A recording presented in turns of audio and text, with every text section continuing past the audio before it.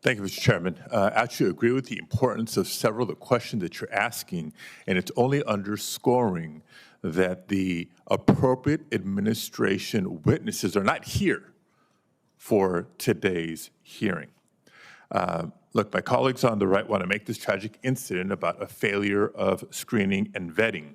The alleged shooter from just before Thanksgiving, Romanella Lachenwall, was part of a unit that the CIA has publicly admitted to working with. So I think we begin with asking ourselves, are we really going to sit here and say that this man wasn't vetted by the CIA many steps ago in the flow chart? As for the evacuation of Afghanistan, I mean, I think there's no question that mistakes were made during the evacuation. We're having parallel conversations here. One, the incident, the alleged shooter specifically, and then the other, more program, policy, the vetting background more holistically. And on that point, fortunately, we don't have to guess what went right or what went wrong. There's nearly 50 separate Inspector General reports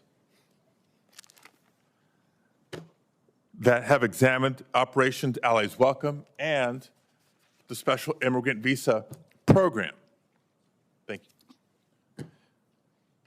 And they analyzed this from every angle, including over 24 reports from the 3 departments represented here today through their Inspector Generals. And since the majority appears eager to relitigate this operation, Mr. Chairman, I ask that we place these reports in the hearing record without objection.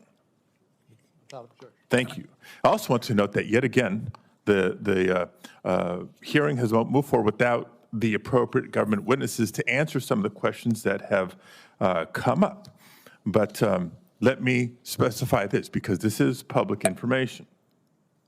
The vetting processes that the alleged shooter went through from when he began working with the CIA, I've made that point already, to when his asylum application was granted by the current Trump administration. Yes, that's right. The asylum application that was granted by the current Trump administration. The administration representatives to answer questions about that aren't here.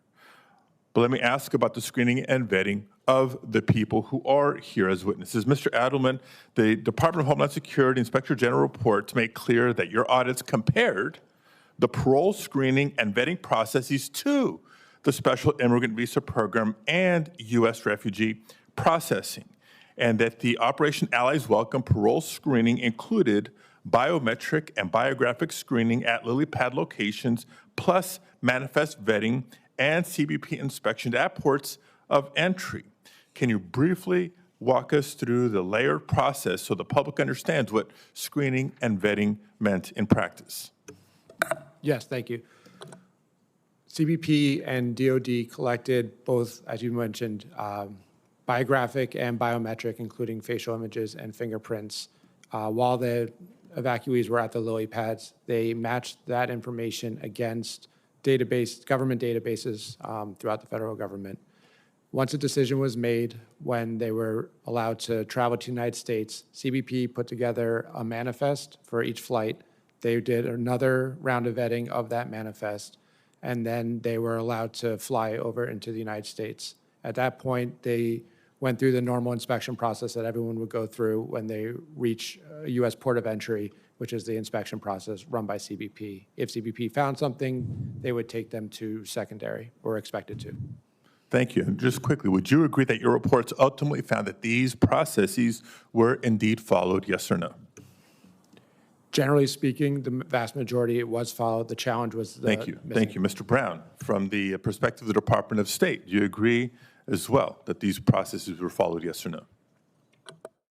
Senator, we reviewed 112 SIV files in the context of our audit, looking at steps required to protect national security, and found that all State Department required steps were conducted in the sample for SIVs that we Thank you very much. And Mr. Chair, in my limited time, I do want to ask a question on an important and related matter. We spent a lot of time today talking about the screening and vetting in a program that has been repeatedly evaluated by offices of inspectors general. Documents are right here, including those represented today. What I haven't heard today is any concern for screening and vetting in what I would call a hastily concocted program, President Trump's so-called, quote-unquote, gold card. Unsurprisingly, there's limited information available on the Gold Card website and even on the USCIS website. Mr. Edelman, today you testified about concerns about screening and vetting in 2 programs that put people through background checks multiple times over the course of years.